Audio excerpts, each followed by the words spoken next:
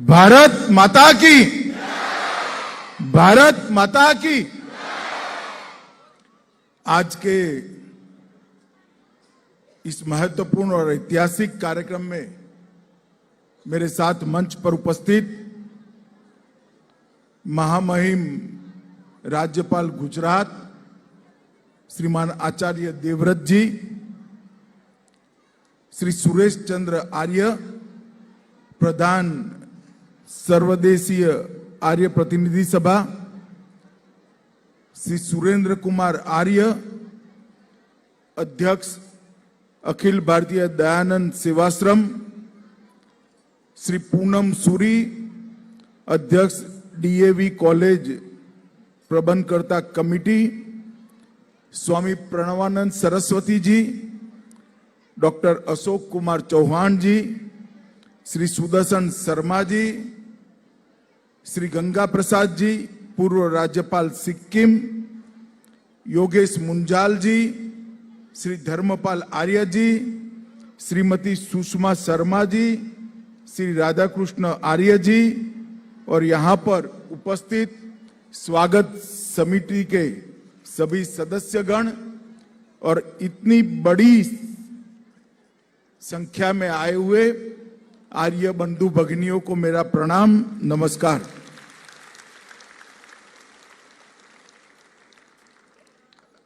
आज का दिन हम सब के लिए बहुत महत्वपूर्ण दिन है,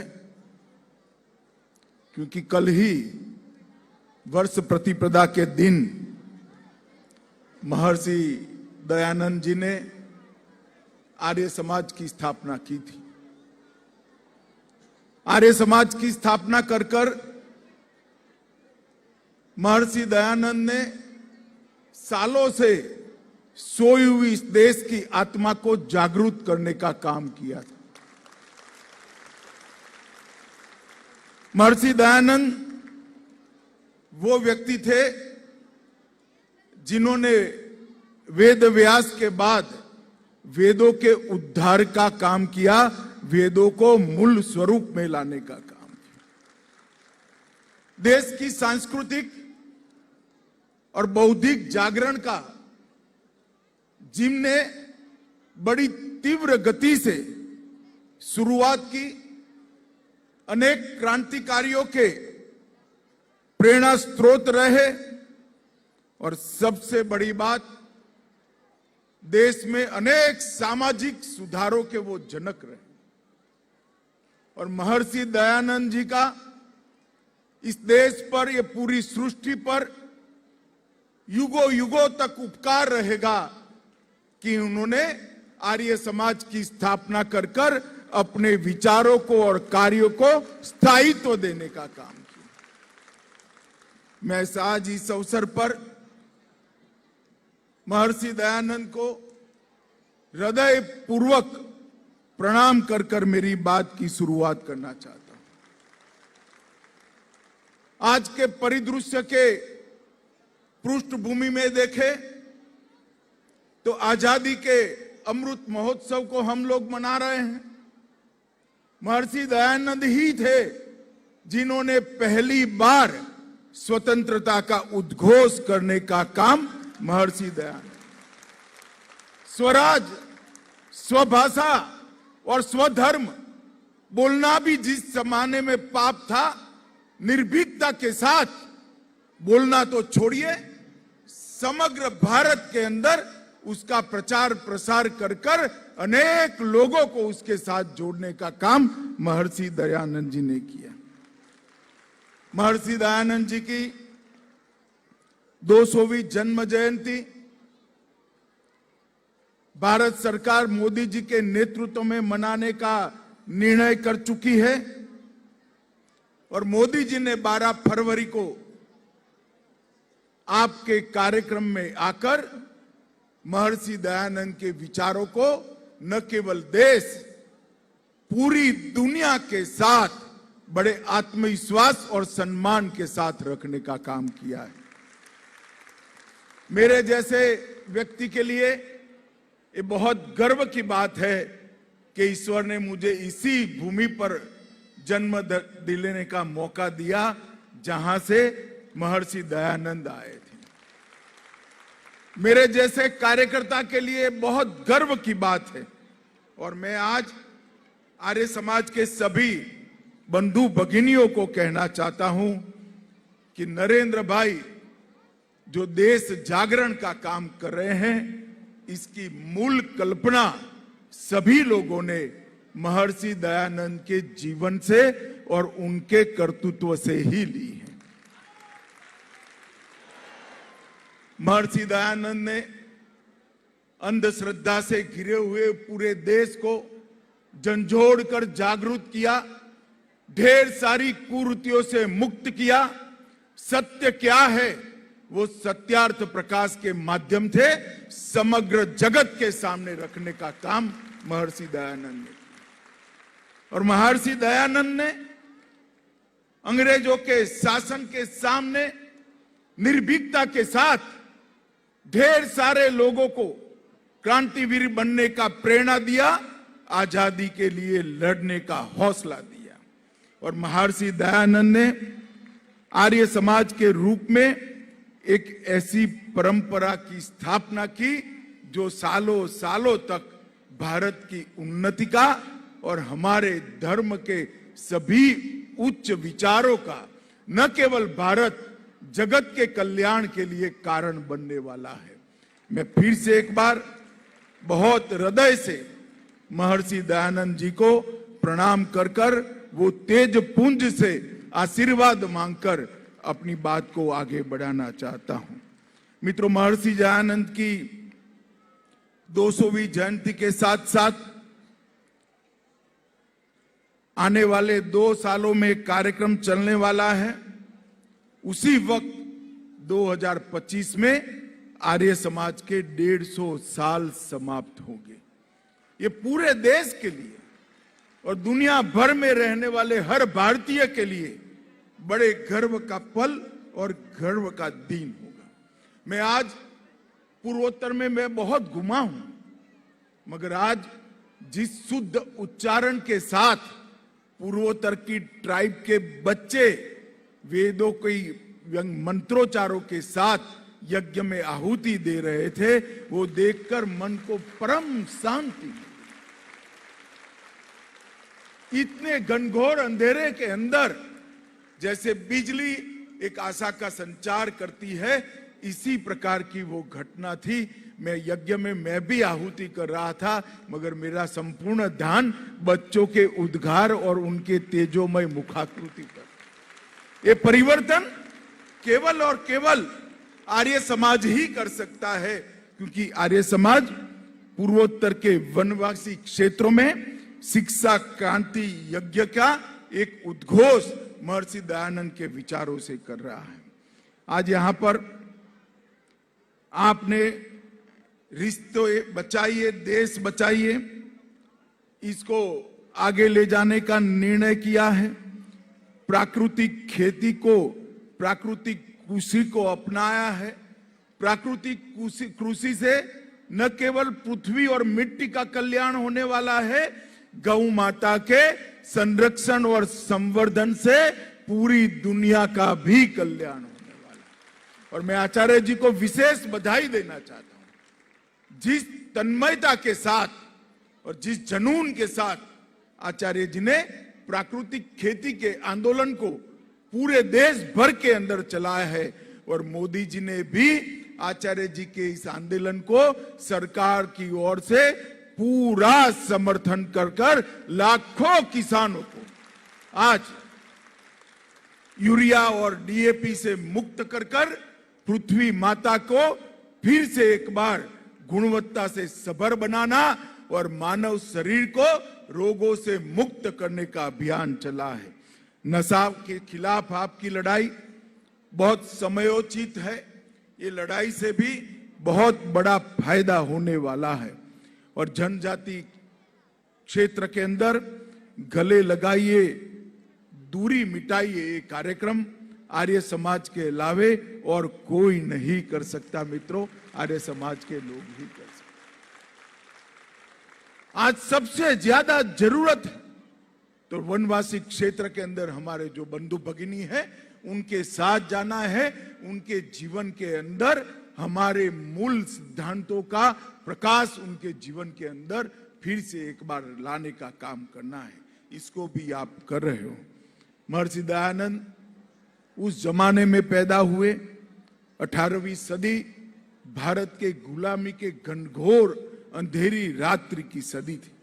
बाल्यकाल में एक छोटी सी घटना से प्रेरणा लेकर एक सत्य की शोध में निकला हुआ बालक महर्षि दयानंद बनकर जब ये विश्व को छोड़ गया, तब अपने पीछे एक महान परंपरा को छोड़।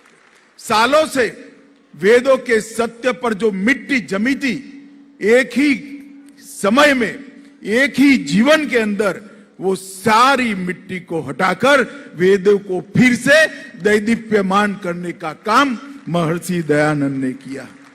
स्वदेशी और स्वभाषा, इसका स्वाभिमान पहली बार उस घनघोर रात्रि के अंदर निर्भीकता के साथ रखने का काम महर्षि दयानंद ने किया। वो मानते थे कि वेदों का ज्ञान ही भारत की उन्नति का मूल कारण था और वेद ज्ञान की अनदेखी के कारण ही भारत की अवदशा हुई थी। इसलिए उन्होंने इस वेद के ज्ञान को ही मूल आधार मानते हुए अपना पूरा जीवन जिया और वेदों की और लोटों का मंत्र दिया, जो आज भी ढेर सारे लोगों के लिए प्रेरणा का स्रोत बना हुआ है। दयानंद जी समझ चुके थे कि व्यक्ति कितना भी महान हो, परंतु उसका जीवन सीमित होता है। इसलिए आर्य समाज की 1875 में नींव रखकर उन्होंने हमेशा के लिए अपने विचारों को एक लोगों के सामने जाने की दीप की लौ जलाने का काम महर्षि दयानंद ने किया। 1875 से 1883 तक के कालखंड के अंदर आर्य समाज उसी वक्त वटवृक्ष बन चुका था और उनके जाने के पश्चात भी लाखों प्रतिभावान शिष्यों ने एक काम को आगे बढ़ाया। स्वामी श्रद्धानंद, महात्मा हंसराज, पंडित गुरुदत्त, लाला लाजपत राय, इन्होंने उस जमाने में इस देश के युवाओं को और इस देश के चाहने वाले सभी लोगों को देशभक्ति और स्वभाषा और स्वधर्म का संस्कार देने का काम बहुत अच्छे तरीके से किया। अफगानिस्तान से लेकर बगदाद तक और तत्कालीन रंगून से लेकर जम्मू कश्मीर और गुजरात तक आर्य समाज को पहुंचाने का काम इन महान विभूतों ने किया। मित्रों, आजादी का आंदोलन का इतिहास अगर कोई भी व्यक्ति लिखना चाहे, मैं भी इतिहास का विद्यार्थी हूं, अगर आजादी के आंदोलन का इतिहास कोई लिखने बैठे और इसमें आर्य समाज का योगदान भूल जाए तो वो अज्ञानी ही माना जाएगा। आजादी का इतिहास आर्य समाज के योगदान का उल्लेख करे बगैर हमेशा के लिए अनेक सारे क्रांतिकारियों का निर्मित का काम आर्य समाज की गुरुकुल की श्रृंखलाओं ने किया। आर्य समाज के गुरुकुल, डीवीई, डीएवी और अनेक शिक्षा संस्थानों ने अंग्रेजी सरकार के विरुद्ध लोगों को, बच्चों को, युवाओं को, किशोरों को तैयार करने का केंद्र बनकर रहे और असहयोग आंदोलन में भी लाला लाजपत राय और स्वामी श्रद्धानंद ने बहुत बड़ी भूमिका निभाई। मित्रों, आर्य समाज ने बंग भंग का भी पुरजोर विरोध किया। स्वामी श्रद्धानंद के नेतृत्व में हजारों आर्य समाज के अनुयायी बंग भंग का विरोध करने के लिए समग्र देश भर से बंगाल पहुंचे। हैदराबाद मुक्ति संग्राम और गोवा मुक्ति संग्राम में भी आर्य समाज ही सबसे पहला झंडा लेकर आगे निकला। मैंने हैदराबाद मुक्ति संग्राम, दीव दमन और गोवा के मुक्ति संग्राम की सारे इतिहास को गृह मंत्रालय की ओर से संकलित करने की पहल की। ये कार्य अभी चल रहा है, मगर जितना भी कार्य ढूंढते हैं उसको संकलित करते हैं, इसको पढ़ते हैं, तो उसकी शुरुआत किसी न किसी महर्षि दयानंद के अनुयायी ने की है। ये बहुत बड़ी उपलब्धि है आर्य समाज की। 1937 में निजाम ने आर्य समाज की वार्षिक बैठकों पर जब रोक लगाई, उसका भी डटकर सामना किया गया।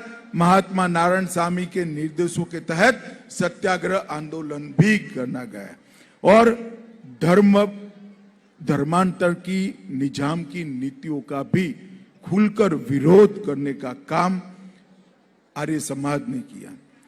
मित्रों, 1857 की क्रांति की विफलता के बाद एक प्रकार से पूरा देश बिखर गया था। लगता था कालों कालों तक, सदियों तक हम गुलाम रहेंगे, और देखते देखते 90 साल के अब अल्पकाल के अंदर हमारा देश स्वतंत्र हो गया।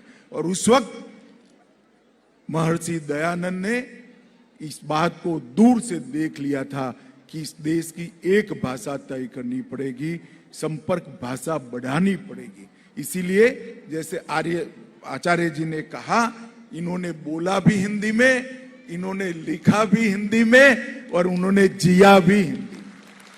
संस्कृत के पंडित होने के बावजूद, मातृभाषा गुजराती होने के बावजूद, सारे सिद्धांतों को हिंदी में समाहित कर कर रखना वो महामानव की दूरदर्शिता थी कि इस देश को बनाए रखने के लिए एक संपर्क भाषा की जरूरत पड़ेगी। आज जब भी आप लोग भी कल से करिएगा, जब भी मैं किसी को नमस्ते करता हूं तो महर्षि दयानंद को जरूर याद करता हूं।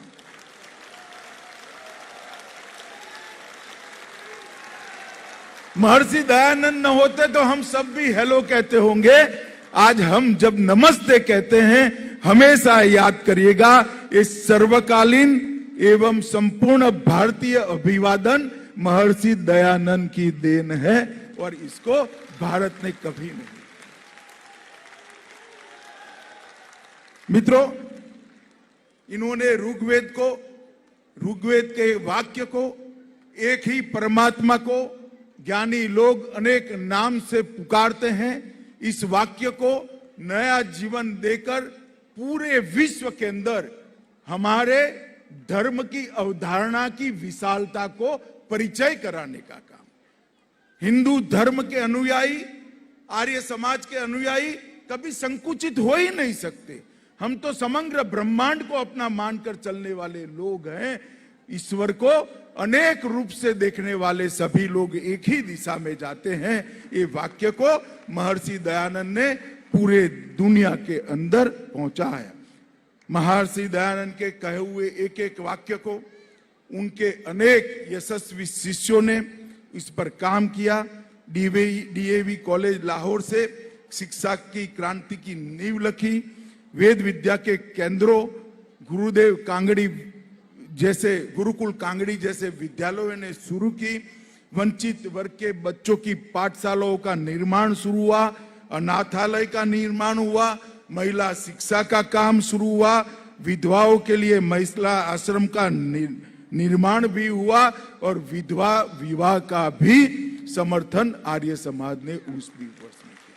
ये ढेर सारे काम एक जीवन के अंदर करना, इसकी कल्पना करना भी असंभव। एक व्यक्ति अपने इतने से अल्प जीवन के अंदर इतने सारे आयामों को कैसे छू सकता है, और ऐसे अनुयायियों की फौज खड़ी करना जो उनके जाने के बाद, उनके जन्म के 200 दिन के बाद ये दिल्ली का पूरा सभागार और समग्र विश्व में आर्य समाज आज दयानंद के प्रति कृतज्ञता के भाव के साथ, और ये पूरा देश, और जब विश्व के समझ में आएगा तब पूरा विश्व महर्षि दयानंद के प्रति युगों तक कृतज्ञता के भाव से रहेगा, ऋण स्वीकार के भाव से रहेगा। इसमें मेरे जैसे लोगों को कोई दुविधा नहीं। लंबी लंबी समुद्र यात्राएं कर कर महर्षि के अनुयायियों ने मॉरिशस, फिजी, सूरीनाम, घाना, केन्या, अनेक देशों में आर्य समाज की स्थापना की, और आज विश्व के 34 देशों के अंदर आर्य समाज का संगठन वृक्ष बनकर यहां पर खड़ा है। मित्रों, मैं आज यहां आया हूं तब आप लोगों को ये जरूर कहना चाहता हूं, आर्य समाज के काम को भी एक नई गति देने की जरूरत है। दिशा न बदले मगर गति बढ़ाने की जरूरत है। हम दाएं बाएं दिशा न बदले परंतु व्याप्तता बढ़ाने की जरूरत है।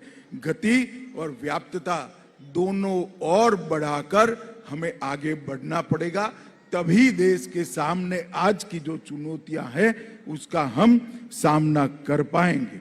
वेद का ज्ञान, स्वभाषा, हमारी संस्कृति, शिक्षा के मूल सिद्धांत, तैत्तिरीय उपनिषद के सिद्धांतों के आधार पर शिक्षा, अंधविश्वास का उन्मूलन, सामाजिक कुरीतियों का विरोध, स्वदेशी, हर विषय पर अगर कोई काम कर सकता है तो आर्य समाज ही कर सकता है।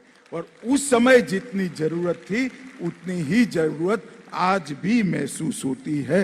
और अब आज एक बहुत बड़ा हमारे लिए आशा का किरण ये है कि देश में नरेंद्र मोदी जी के नेतृत्व में सरकार चल रही है। अब सरकार के सारे कार्यकलापों को महामहिम राज्यपाल जी ने बताया। आप बारीकी से देखेंगे तो सरकार की सारे इनिशिएटिव ये आर्य समाज के मूल। स्वभाषा की बात करना आर्य समाज की ही बात है। समृद्ध राष्ट्र की कल्पना करना आर्य समाज की ही बात है। दुनिया में देश का सम्मान बढ़ाना आर्य समाज की ही बात है। योग और आयुर्वेद को पुनर्जीवित करना ये हमारी स्व संस्कृति की ओर लौटने की आर्य समाज की ही बात है। ढेर सारी चीजों को आज सरकार पुरस्कृत कर रही है, सरकार इसको गति दे रही है और सरकार इसके साथ योजना। मैं तो आज आर्य समाज का आह्वान करना चाहता हूं कि सारी चीजों के लिए आप भी जुड़ जाइए, गति को बढ़ाइए। आर्य समाज के काम को हर युवा तक पहुंचाने के लिए हम आगे बढ़े। ये मौका है 150वां साल आर्य समाज की स्थापना का और 200वां जन्म जयंती महर्षि दयानंद का। ये फिर से एक बार द्रुत गति से आगे बढ़ने को लिए हर आर्य ने अपने आप को, बंधु भगिनी ने अपने आप को दयानंद जी के लक्ष्य को पुनर्समर्पित करने का साल है। यहीं से एक नई ऊर्जा के साथ आगे बढ़े, यही मेरा आप सबसे अभ्यर्थना है। आप लोगों से मिलने की बहुत इच्छा थी। आचार्य जी और स्वागत समिति ने मुझे बुलाया। मैं हमेशा आपका ऋणी रहूंगा और महर्षि दयानंद के विचारों के प्रचार प्रसार के लिए मेरे जीवन के अंत तक जो भी करना पड़े करने के लिए मैं हमेशा उपलब्ध रहूंगा। आप सभी को प्रणाम, नमस्कार। बोलो भारत माता की, भारत माता की, भारत माता की। बहुत बहुत आभार, बहुत बहुत धन्यवाद। एक बार करतल ध्वनि द्वारा माननीय गृह मंत्री महोदय जी का अभिनंदन। बहुत बहुत आभार। जिन शब्दों में उन्होंने हम सबको आशीर्वाद दिया है वे शब्द हम सब के लिए मार्गदर्शक शब्द के रूप में हमेशा कार्य करते रहेंगे। मैं पुनः आभार